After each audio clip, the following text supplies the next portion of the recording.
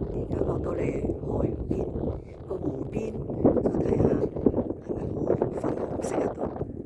都好粉紅啊！因為佢係生咗啲海藻，即係粉紅色嘅胡蘿蔔素啊！即係有啲胡蘿蔔素係有功用嘅，有好多啲工廠走嚟呢度係收採嗰啲胡蘿蔔素，變咗咧係個天咧好多雨水咧，變咗佢可以產生好多胡蘿蔔素，所以冇咁粉紅色。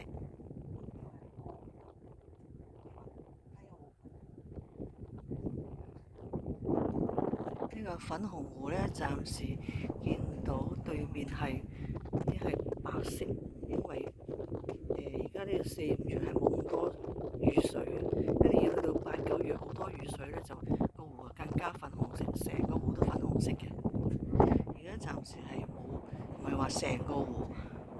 如果你喺湖邊，我哋而家喺湖邊睇，咁聽日咧，我哋搭小型飛機睇下會唔會睇個效果會好啲咯。